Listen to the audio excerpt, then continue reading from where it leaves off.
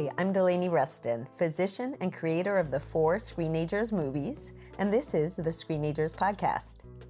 It's an exciting time because in just a couple of days, places across the country are going to be premiering our latest film, Screenagers Elementary School Age Edition.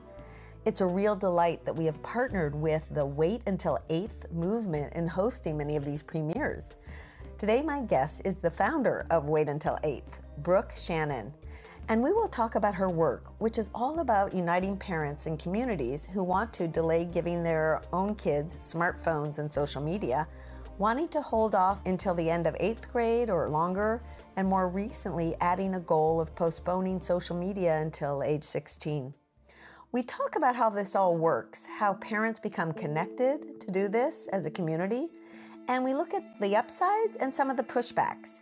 We also share ideas for parents who have allowed smartphones or social media, but have some regrets or wish they had waited. Really helpful things that parents can do, whether they've given these things or not. And Brooke shares examples from her own parenting experiences. So before we get started with the episode, I want to say that if you're interested in attending a premiere of Screenagers Elementary School Age Edition, head over to screenagersmovie.com and click on the top tab that says screenings, and you're going to find a lot of upcoming dates and times. But be sure to check back if there's not one in your area because we're adding new listings daily. And you can also find out about how you can host a screening in your school or workplace or other settings. Okay, let's get started with the episode. So, Brooke, I'm going to go ahead and just have you introduce yourself. My name is Brooke Shannon, and I am the founder and executive director of Wait Until 8th. And Wait Till 8th is a movement to empower parents to delay smartphones and social media together as a community until the end of 8th grade. What year did you start this? We started the pledge in 2017, so it's been a minute. Yeah, that's what I thought. We started off with a really strong start, and things paused a little bit during the pandemic because nobody wanted to hear anything about screen time. And then after that, we picked right back up, and we've seen so much momentum since March, really, when Anxious Generation came out. And we went from 50,000 pledges to 75,000 pledges today. So there's a lot of interest around the pledge, a lot of parents jumping on board. Explain what the pledge is and how it works as a school community. The pledge is a parent-led pledge. So at any point, any parent can join the pledge. You can go on our website at waituntil8th.org. And the pledge is organized by school and by grade. So when you sign a pledge for your child, you're entering your child's school and their grade. And then once there's enough group momentum, the pledge becomes active. So once you hit 10 or more pledges in your child's grade, then we link you up. And the reason we set it up this way is that there's a lot of parents out there that are all for waiting as long as they know other people are waiting with them. They don't want to be the only family from Brown Elementary holding off on this. They want community support.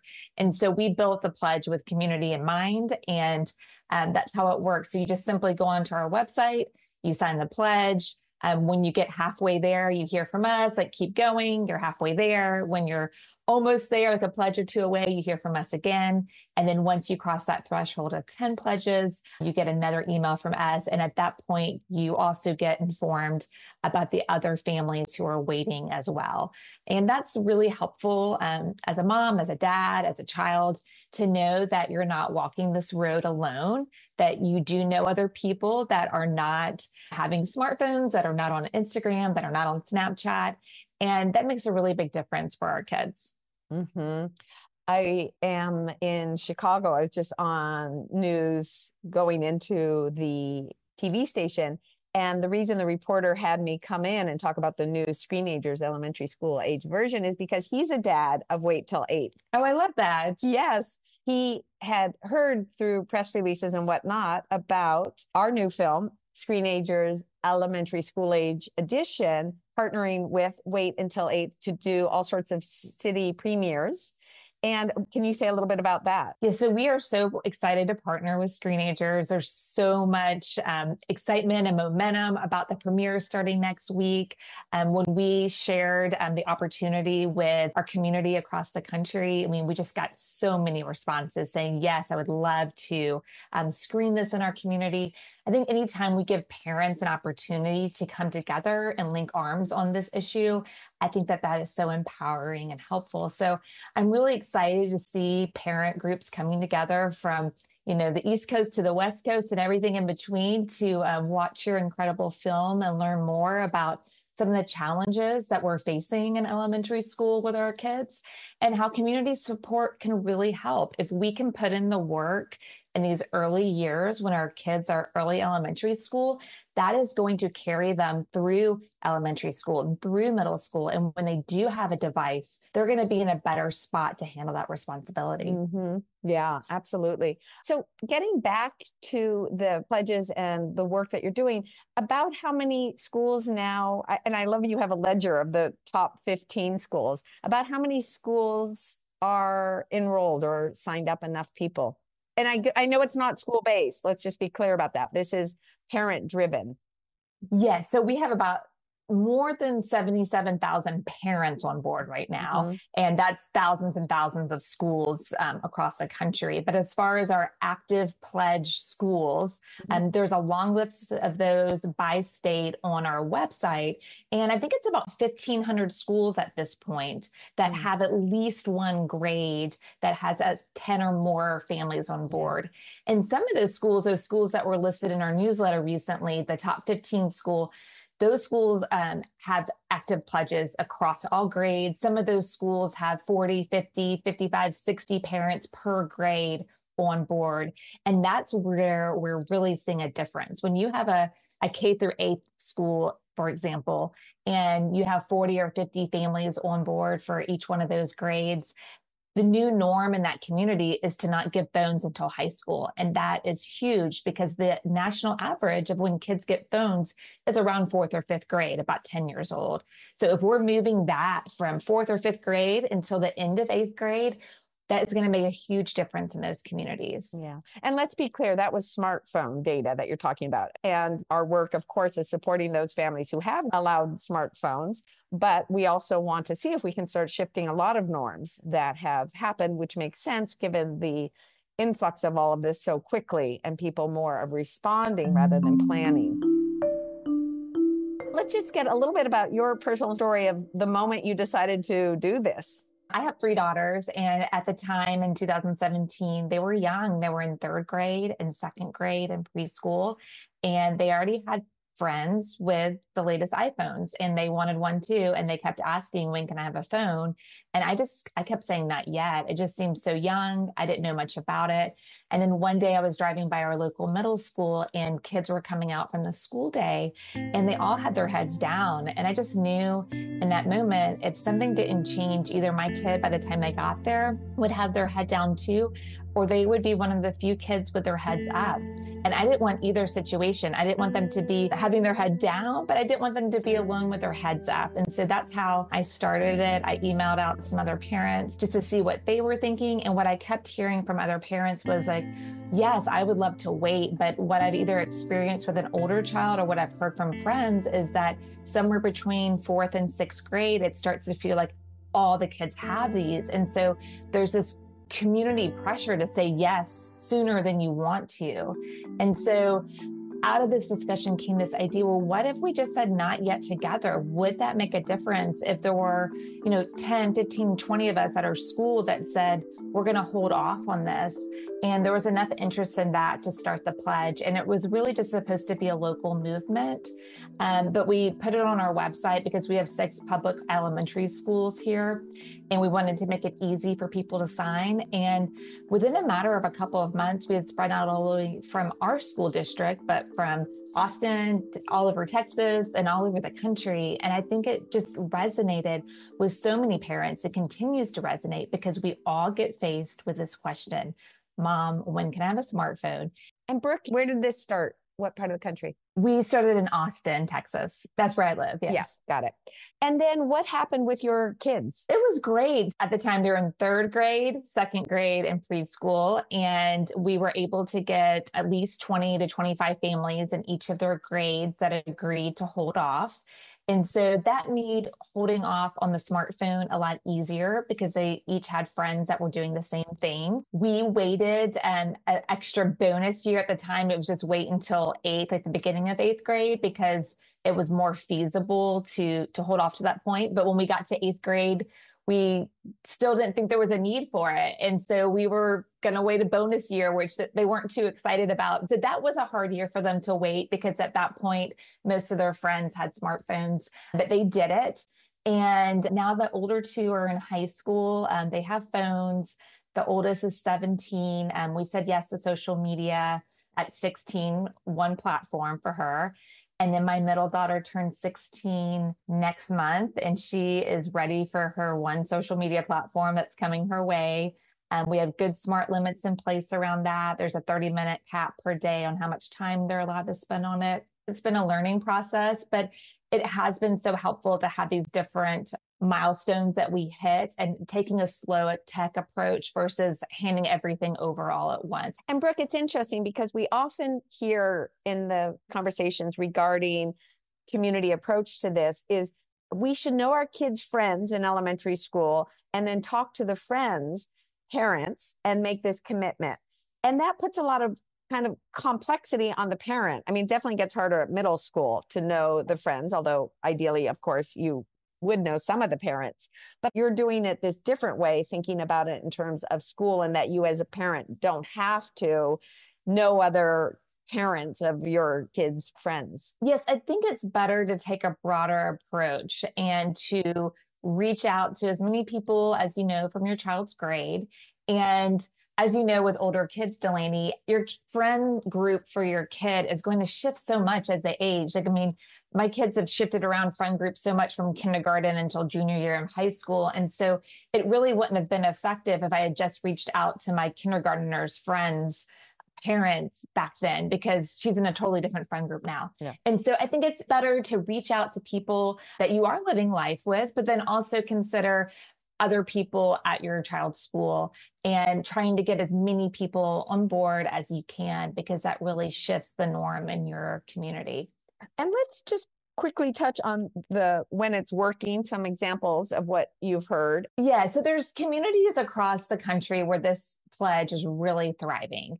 We have Summit, New Jersey. We have Fairfield, Connecticut. We have Aspen, Colorado. We have communities up and down the coast of California.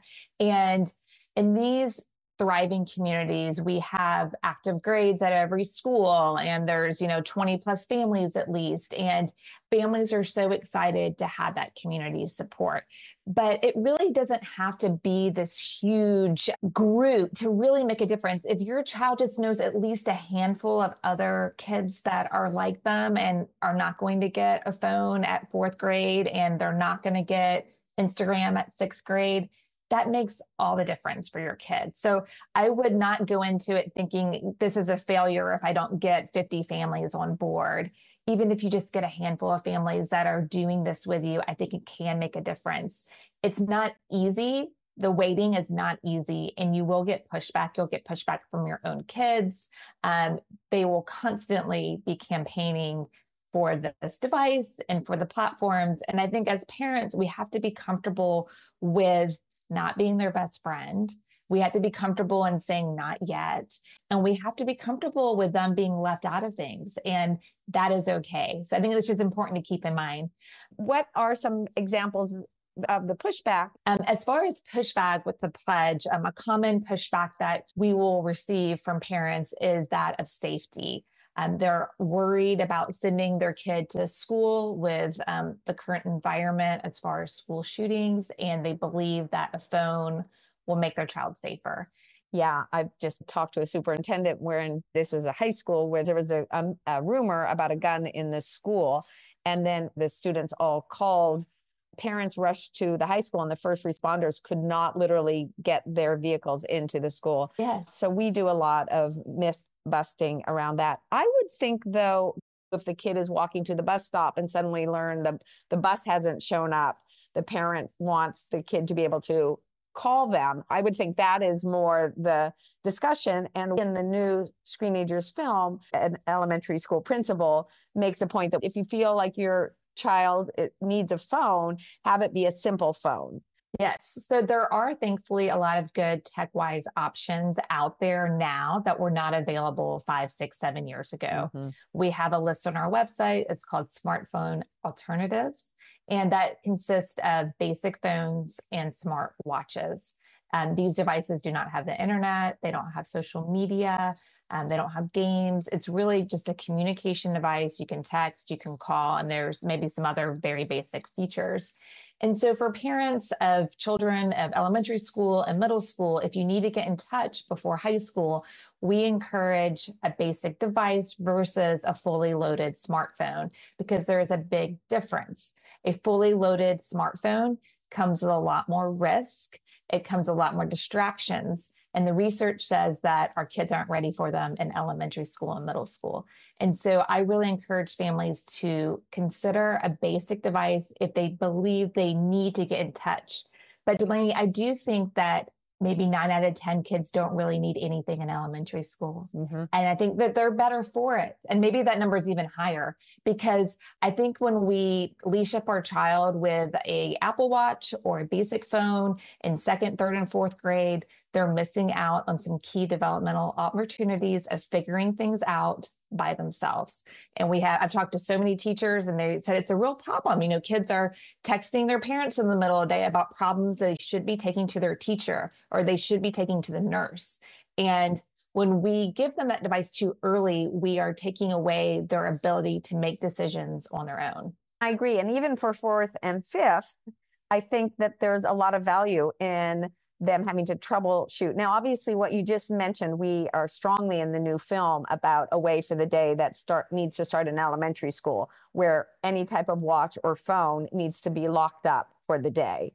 Your point is well taken, because in the past, they might have gone to the front office and made that connection with someone and say, oh, yes, I realize I forget if my parent is doing this or that. Can I call? And they get that wonderful community bonding, belonging.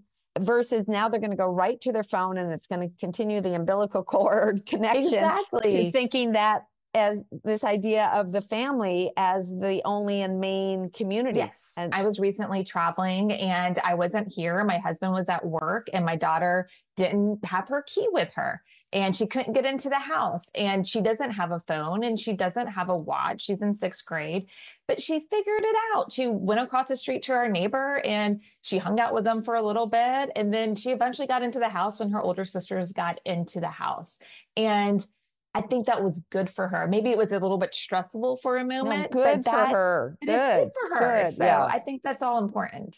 I know for me, it was such a gift to teach my kids, if you need to use a phone, then ask somebody. And we talked about who is safe to ask and how will you know, and what a gift for them in their life to become travelers, my hope, and they have become travelers, to suss out and to know most people want to help.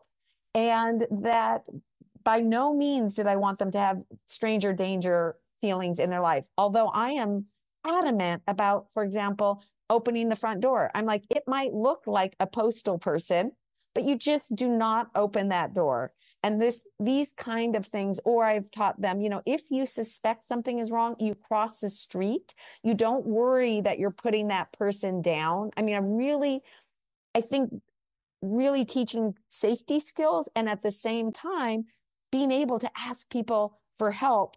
And they really appreciate that they have grown up having to feel uncomfortable, ask for help, or ask an adult if they didn't have a phone about something about the bus schedule, or do they know why the bus isn't coming.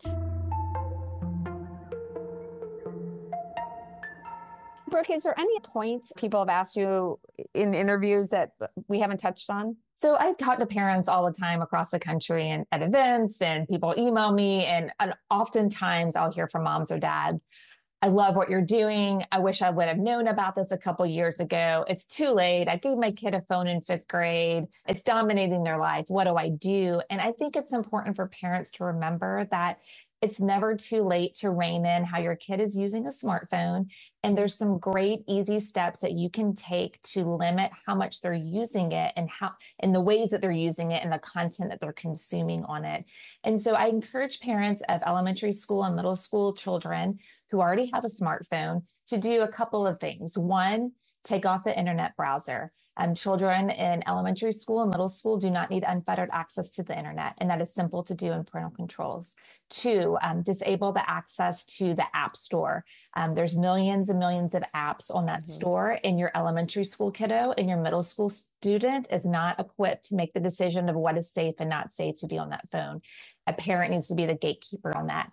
And three, keep phones out of the bedroom, period. And really all devices out of the bedroom, day and night, is the goal. You have these wonderful, stressful at times, negotiation with our young people so that they really feel heard. And sometimes we can make changes, and sometimes we have to say, ooh, for these reasons, these are the ways that it needs to be. Just to add to that, let's just talk about one of the big issues is parental controls. For example, on an Apple phone, what are you hearing? Overall, it works pretty well if you're diligent about staying on top of it. It's not something you set it and forget it. You have to go back in and check it, whenever they do an update. I go in, once every other week and check my kids' screen time and see how they're using it. And if there's any kind of red flags, like why is it showing 3 hours when your limit is an hour and a half? And sometimes it's just a little glitch, but I think it's just a matter of parents staying on top of it, looking at the screen time report, looking at what their kid is doing on the device. No parental control is 100%. There's always going to be ways our kids are clever and, get around it. But I think that's where trust and conversations come in as far as families go, because you can have the best parental controls in place, but if you haven't talked to your kids about what they could likely come across on their phone or somebody else's phone or somebody else's computer, then they're not ready to be in that digital space. Yeah, no, that's all the work of the Screenagers blog, my writing about this, because it is those ongoing conversations. And it's also this concept of safety first, which I'm so excited to have in the new film, which is letting our young people know if they encounter things, they can come to us and we're not going to reflexively take away or delay longer social media. For example, young people, we know some of them might not be able to have an account on their phone, but they might start one on the computer or through a friend. There's all sorts of ways that desire to be socially central can negate the rules of the family. They're not bad for doing this. They're just feeling intense desire and pressure, and they might well do that. And having that conversation saying, look, this is hard, and some teens will find workarounds. And if you ever did, and you still had something bad happen, or you're complex, come to us, or, what other adults do you also have? And when you do come to us, this is amnesty. This isn't us against you. Yes. This is let's problem solve it together. And that's complicated for parents, because in survey after survey, parents will say, trust is the number one thing. And I'm like, wait, they're dealing with all sorts of complex desires, and we have to love them for figuring this out as they're getting older. And we have to be there as an ally and not to overly punish and make it us versus them. And I'm not saying to enable, but being realistic and having ongoing realistic conversations will make such a difference. I think it's so important. And I've always wanted my kids to view me as their coach on this and not the cop on this. I'm not trying to catch them. I'm not trying to, me versus you. And I know you're going to make mistakes, and I know you're going to go off course, and I'm here to help you get back on track. And I'm going to make mistakes, or I'm going to have regrets, or I'm going to do things. Yes. And another question I have is, can you speak a little bit about asking children to be able to look with them on their device? My oldest is just on one social media platform. She does use Snapchat. We decided to do that instead of Instagram or TikTok because I believe, first of all, no social media platform is perfect. They're all very flawed. But for that one, I do believe that kids use it more for communication versus just consumption. There's a lot more peer-to-peer texting going on that platform. And so she's allowed to use that. And I'm connected to her in the Snapchat Family Center. So I'm able to go into my account. I can't see what she's said, but I can see the people that she's communicated with. And our rule in our family is that we're only connected to people that we're connected to in real life. So if I see somebody that I'm like, who is Connor? Then I can ask her, like, who's Connor? And then she can say, oh, that guy's in my math class. Like, I helped him out on a project. Yeah. My youngest is in 6th grade. She doesn't have a phone yet. We just recently allowed her to start texting on an iPad that remains in our kitchen. So she's learning how to do that. And so I'm a little bit more observant about what's going on those threads because she's new and she's 11 years old to that. And so I'm checking her texts and she knows that. And that's fine. And that will let up as she gets older. As far as the almost 16-year-old and 17-year-old, it's at this point, it's more, let's check your phone. Let's see what's going on. I just got my screen time report. How did you do this week? Let's drill down. And we just recently allowed them this year to start having the internet browser on their phones. So that's more of like what I'm interested in. Like, what are you looking at when you're on there? So it's pulling up their screen time deal and looking at the website. It's like, oh, looks like you did some shopping this week. But it's more just like, I would say an inventory of what's going on. It's not a methodical process by any means. It's just more of like once every couple of weeks, taking a look at what's going on the device. And do they get defensive at all? Or are they like, okay, no, we can do this? No, not really, because it's always been a fabric of what we do as a family. I think it's harder when you haven't done any of it and then you start doing it at 16 or 17. But this has been part of our family's drill since they started texting in 6th grade. So it's part of what we do.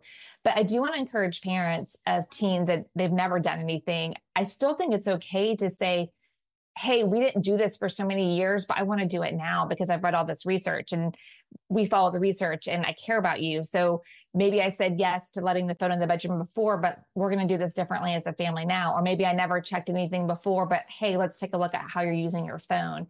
I'm excited about the new Screenagers film that we have a section about if parents have put something in that they want to reverse on, we're modeling to our kids that when we get new research and information, we need to adapt and we can adapt.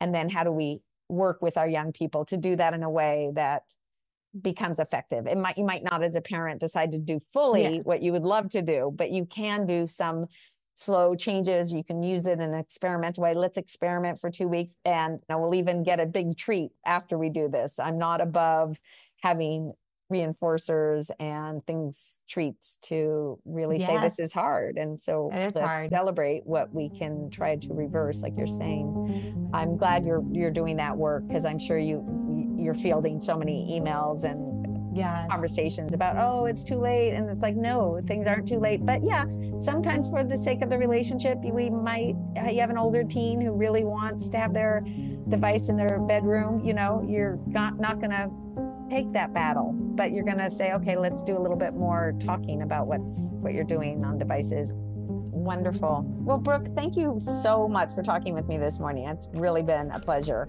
Absolutely. Thanks for listening today. And please follow the Screenagers podcast, which is the same thing as subscribing. And rate and review it if you have a minute. This really helps spread the word. We have show notes at screenagersmovie.com, where you can also learn about our Screenagers movies, sign up for my weekly blog about parenting, and search topics of hundreds of past blogs. Meanwhile, we'd love to hear your ideas for future podcast episodes. Email me at delaney@screenagersmovie.com. This Screenagers podcast episode was produced by me, your host, Delaney Ruston, Lisa Tabb, Rebecca Tolan, and our sound editor was Alan Gofinski.